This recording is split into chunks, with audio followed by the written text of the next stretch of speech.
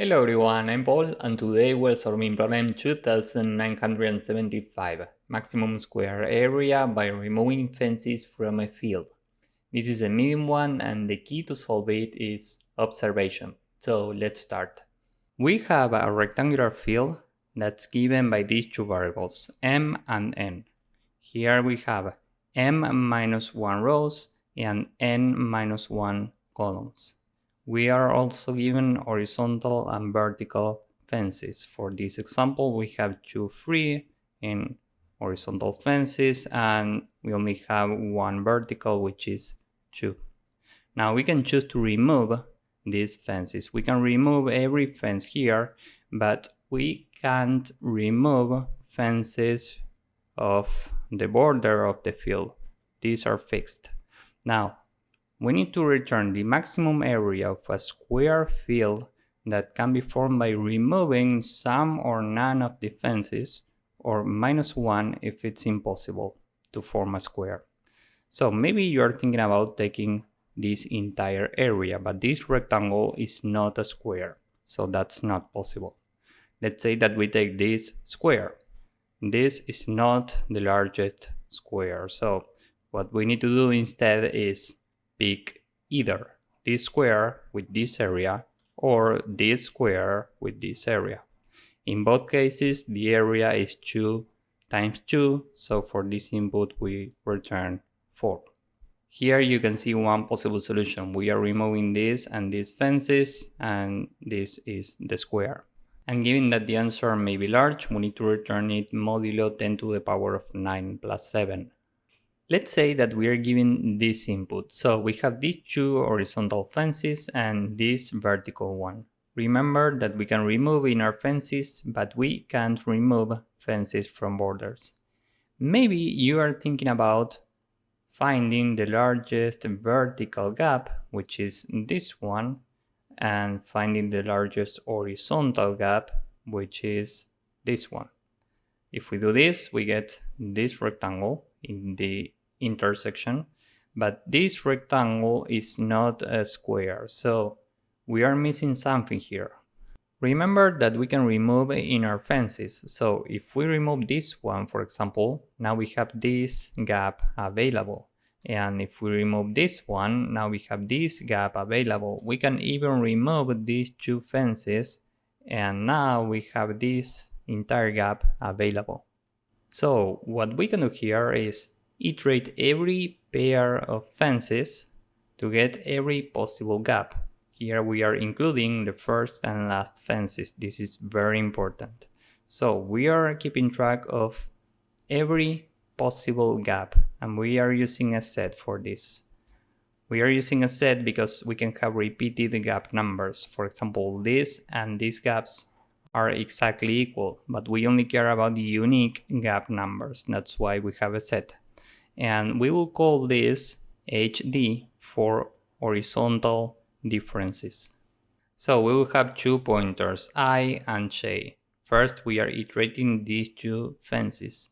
The gap here is 1, so we add 1 to our set. Now we continue and update j. Now j is here, the new gap is 2, so we add 2 to our set.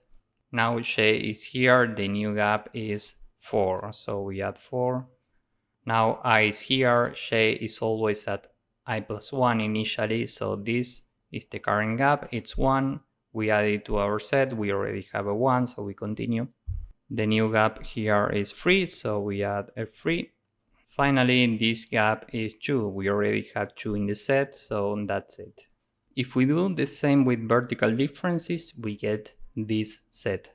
And remember that in squares we have equal sides, so we can look for intersections in these two sets. For each of these, we have a square.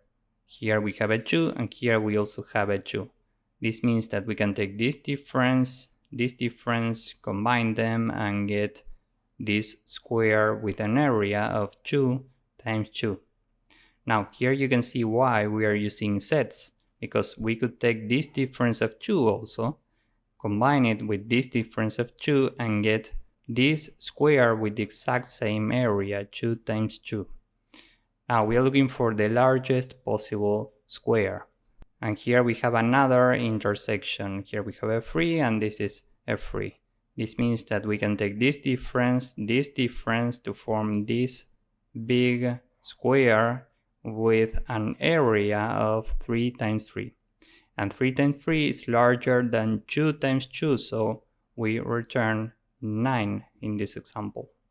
So among every possible intersection, we want to keep the largest number. And the result is this number squared. Now, if we don't have any intersection, this means that we can't form any square, so we return -1 in this case. This is in the problem description. Time and space complexity here is big O of h squared plus b squared. H is the number of horizontal fences and b is the number of vertical ones. Remember that we need to iterate every pair of horizontal fences and every pair of the vertical ones. Space complexity is the same because we are keeping track of differences with these two sets. So with this in mind, now let's go with the code. We need to include the first and last fences. So we can say horizontal fences plus equal an array with fence number 1 and fence number m. And we are doing the same for vertical fences. Here we add an array with 1 and n. So now we can say that the numbers of horizontal and vertical fences are the length of h fences and the length of b fences. And we will have two sets, hd and bd. These sets are initially empty. And now we can iterate horizontal fences. So for I in range hf, and we are iterating every possible pair. So we need a shape pointer for j in range from i+1 every time to hf. And here we need to add to our set the absolute difference between h fences at j minus h fences at I. Here we are taking the absolute difference because the fences are not sorted. So we need to store a positive difference. And we are doing the same for vertical fences. So we can copy this. This is bf and we go from i+1 to bf. Every time we add to bd, b fences at j minus b fences I.